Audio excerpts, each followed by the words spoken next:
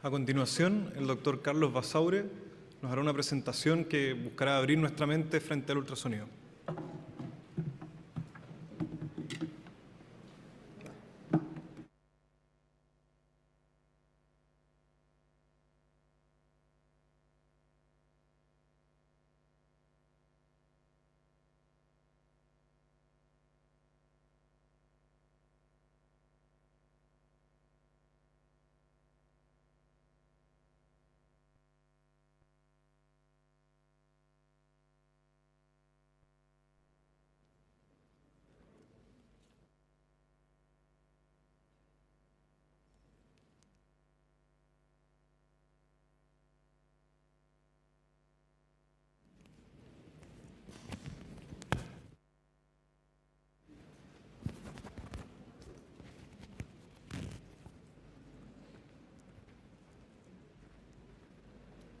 Ahí, sí. Bueno, llegamos al turno y nos encontramos con una señora de unos 60 años, sin ninguna antecedente de importancia, que consulta por una semana de tos y fiebre. Cuando llegue y la vemos, está mal perfundida, está con una frecuencia respiratoria de 30 por minuto, saturando 90% ambiental, mal perfundida con una presión de 90-30. Empezamos a ver, la categorizamos, hacemos el ABC, aportamos oxígeno, mascarilla de recirculación, empezamos a darle volumen, sabemos ya que está con un shock séptico, empezamos a examinar y lo primero que encontramos es que en el hemitórax del lado derecho tiene una neumonía. Vemos ahí la condensación y el aire que va entrando a través del broncograma. Ya han pasado 2 litros, la presión sigue baja, sabemos que esto va mal. Lo que vamos a tener que hacer probablemente va a ser intubar al paciente, poner un central y empezar con vaso activo. Pero, ¿qué es lo que voy a hacer si en el hospital donde yo trabajo no tengo capnografía, no tengo rayos portátil? ¿Cómo voy a saber si el tubo está bien puesto o no? Si está sobre la carina, si está monobronquial, si lo entubé en la guata, está en la tráquea. ¿Qué voy a hacer con el central? ¿Está bien puesto? ¿Está sobre la aurícula derecha? ¿Se fue para otro lado? ¿Qué pasó? ¿Qué pasaría si yo les dijera que con ultrasonido podemos lograr estas cosas? Todos ustedes saben que en verdad yo soy como bastante fanático de esto.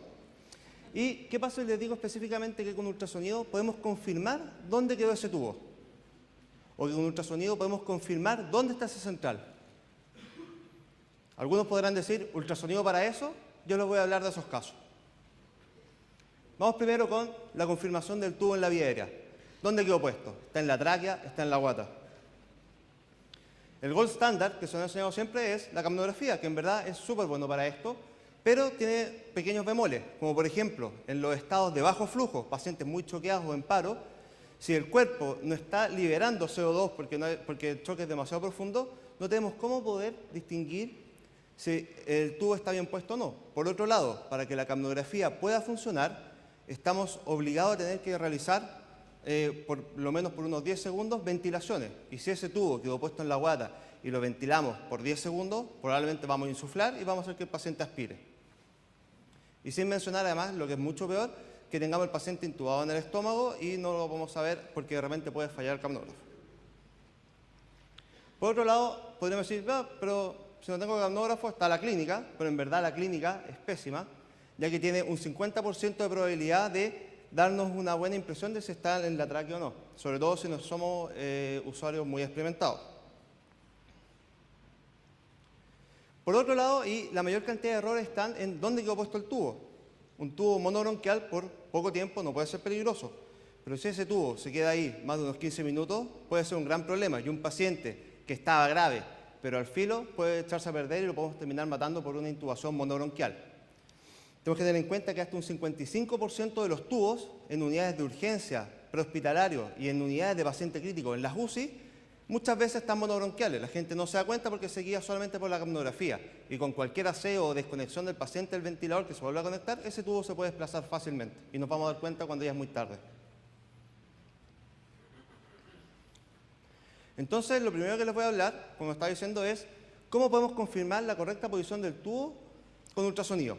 Y para esto, en verdad, existe bastante evidencia.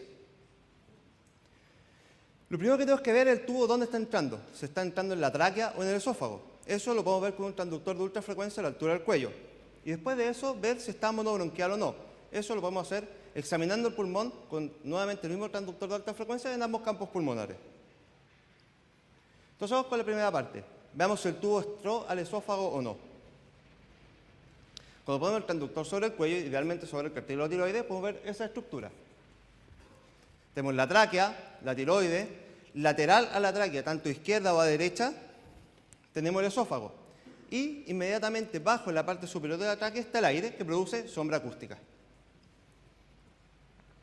Entonces, si yo el tubo lo meto en la tráquea, voy a ver movimiento en la tráquea y nada más. Pero si el tubo lo meto en el esófago que está siempre colapsado lo voy a dilatar y voy a dejar aire adentro. Y como dejar aire adentro va a ser igual que la tráquea y voy a ver dos tráqueas. Entonces, al hacer esto de manera dinámica, mientras están intubando y metiendo el tubo, yo estoy al lado con el transductor, le puedo decir a la persona que está intubando, que perfectamente puede ser un residente, el tubo está bien puesto, está mal puesto, y lo puedo saber en estados de bajo flujo, y además puedo evitar tener que ventilar al paciente antes de... O sea, puedo evitar tener que ventilar al paciente cuando el tubo está puesto en el esófago. Claramente, si lo hacen mal, algunos se pueden ir de cabezazo. Ahora, ¿cuál es la evidencia para esto? Hay varios estudios.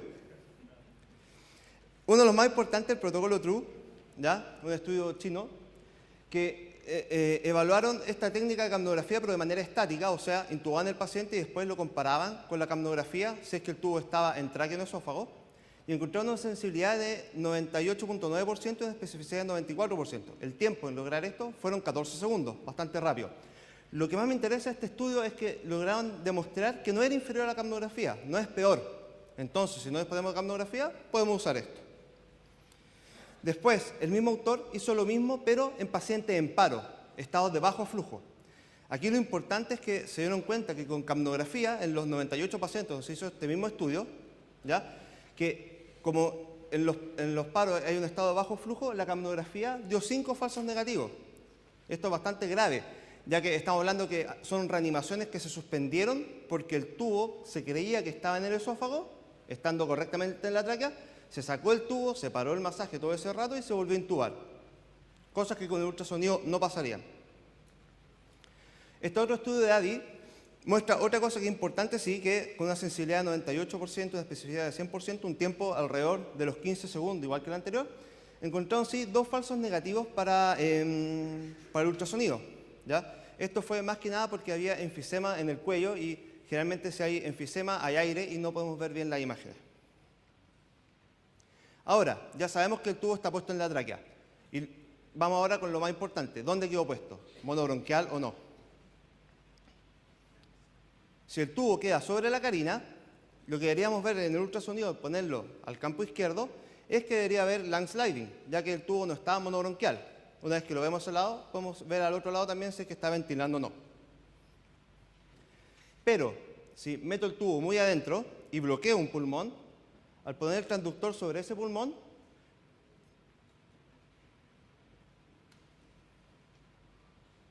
lo que voy a ver va a ser ausencia de deslizamiento pleural, entonces voy a ver un neumotórax. Lo que hace imagen sugerente de neumotórax, pero recordemos de la charla anterior que es un diagnóstico diferencial de un pulmón que no está ventilando. Así que, al ocurrir eso, lo que yo podría hacer es retirar el tubo mientras estoy observando y de esa manera veo cómo pasamos de una imagen sugerente sin deslizamiento pleural al deslizamiento pleural y sabríamos ya en tiempo real ahí mismo, sin tener que pedir rayos, con el tiempo que puede llegar a demorar eso, que el pulmón está ventilando ya asimétrico. Hay estudios también sobre esto que muestran que tiene una sensibilidad de 91% y una especificidad de 55.6. En verdad, nunca va a ser superior a la radiografía en determinar dónde está, pero sí es más rápido. Y si no tenemos rayos portátiles, es una buena técnica para utilizar. También lo que le había comentado ayer, el pulso pulmonar o lung pulse, que es lo que nos puede determinar bien si es que hay un neumotórax o es un pulmón que no se está ventilando. Como le expliqué el día de ayer, perdón, anteayer, cuando las pleuras están indemnes y no hay aire entre medio, yo puedo ver lo que está ocurriendo de la pleura parietal hacia abajo del pulmón. Entonces puedo ver los artefactos. Y lo que estoy viendo ahí es que el corazón, como la pleura está indemne, no hay aire entre medio, puedo ver cómo el corazón va empujando el pulmón y va haciendo que una imagen que el pulmón está latiendo. Si es así, entonces el pulmón no está ventilado. Entonces nos sirve como para poder asegurar más esto. Entonces, con todos estos elementos, varios estudios por separado, lo que he hecho yo y que he tratado de hacer sobre todo en los pacientes en paro es idear un protocolo que se llama el protocolo FAP, de Focused Airway Protocol, que lo que son 3 etapas que van durante la intubación en tiempo real. Partimos de la laringoscopía, el operador que está usando el ultrasonido pone el transductor sobre el cuello y ve si el tubo está en el esófago o no, sin tener que ventilar al paciente. Una vez que ya sé que el tubo está bien puesto en la vía aérea, sigo mi examen viendo el campo del lado izquierdo para ver si el tubo está monobronquial o no. Si el tubo está monobronquial, lo retiro un par de centímetros hasta ver deslizamiento de ese lado. Una vez que estoy seguro que al lado izquierdo está bien ventilado, termino por el lado derecho, porque por probabilidad lo más probable es que el tubo se va a ir hacia un lado bloqueando el otro. Eso entonces con la vía aérea. Vamos ahora con el central. Ya para nadie es novedad la técnica de usar ultrasonido para central. Y yo en verdad no me voy a referir a esto, que es bastante latoso ya y nada de novedoso. Porque siempre que hacemos instalación de centrales por ultrasonido, sabemos que está en la vena. Pero a nosotros no nos interesa que esté en una vena, o sea, que entremos en una vena central. Lo que nos interesa es que el tubo llegue, o sea, que el central llegue a donde queremos que esté. Eso es sobre la aurícula derecha. Y muchas veces, poniéndolo a ciego por ultrasonido, los centrales se pueden ir a la mamaria interna, a la otra clavícula, se puede ir desde el yugular al brazo, etc. Entonces existe una técnica que en verdad es bastante conocida, pero salió un estudio hace poco, a principios de este año, que buscaron el signo de Ras, que es el signo como del remolino de la aurícula derecha, que es más que nada hacer el test de burbuja que hacen generalmente los cardiólogos, que es cuando está puesto el central, pasan un flash de 10 cc y a los 2 segundos deberían ver la interferencia que produce las burbujas de aire en la aurícula derecha. Si con este flash a los 2 segundos se produce la imagen, el central lo más probable es que esté sobre la aurícula derecha. Pero encontraron aquí que tenía una sensibilidad de 75%, especificidad de 100, con esos valores predictivos y negativos. Lo que me interesa de esto es que no es difícil de hacer, pero tiene problemas. Por ejemplo, pacientes que están con bajo débito o con hipertensión pulmonar, va a hacer que este tiempo sea mayor de que llegue la burbuja desde el central hasta la aurícula derecha y nos pueden dar una falsa impresión de que el central está mal puesto. Pero por otro lado, como lo había comentado David, para hacer esta prueba el central tiene que estar instalado, o sea, ya dilatamos. Entonces, una prueba que nos sirve para ver dónde está el central post-dilatación. No me sirve mucho eso. ¿Qué sería lo ideal? Poder hacer algo para visualizar que la guía va bien, por lo tanto podríamos hacer algo antes de que esté dilatado el sitio de inserción. Pero lamentablemente no podemos llegar a ese lugar, sea por vía yugular o subclavio, ya que están los campos y es difícil poder hacer una sonografía de esa zona. Lo ideal sería poder verla abajo. Entonces, lo que podemos hacer es avanzar la guía un poco más, mientras otro operador, con el mismo equipo o con otro, se mete debajo del campo estéril y va a ver la región subsifoidea, la vena cava inferior. Entonces, lo que tenemos que hacer es, también como les comenté en la clase del día anterior, tenemos que ir a ver bien, primero que sea la vena cava inferior lo que estamos observando y no la aorta, y para eso tenemos que ver una estructura tubular anecoica que sale de una estructura que late, que es el corazón, y que además hacia ella llega los sinusoides hepáticos. Así que ya sabemos que estamos en la vena cava inferior, y cuando ponemos el central por la vena cava superior, lo que vamos a ver es que el central va pasando y llega a la vena cava inferior. Entonces sabemos ya que cuando pasemos por ahí el central va a quedar sobre la aurícula derecha. Lo mismo, podemos hacer esto por vía femoral y saber a dónde está llegando la guía. Esta técnica en verdad no tiene estudios y está basado más que nada en la inserción de los filtros de vena cava guiados por ultrasonido. ¿Qué desventaja tiene la arritmia? Siempre se nos ha enseñado que cuando ponemos central, al tocar la aurícula derecha con la guía podemos producir arritmia.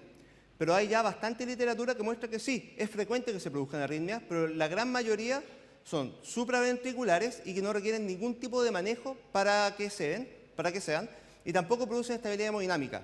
Y dentro de estas, muy pocas son ventriculares y la mayoría son extrasístoles ventriculares. El gran problema que podría tener esta técnica es que lo ideal sería hacerlo con 2 equipos. un equipo de ultrasonido, estoy hablando, un equipo de ultrasonido que esté guiando que esté guiando el procedimiento de la inserción del central, y otro equipo que esté en la región subsifoidea viendo la guía pasar. Si no disponemos de eso, lo que por lo menos he intentado yo hacer en la práctica es canular primero, dejar puesta la guía y después me olvido del central, o sea, me olvido del ultrasonido y el otro operador con el equipo lo pone en la región subsifoidea y ve la guía pasar.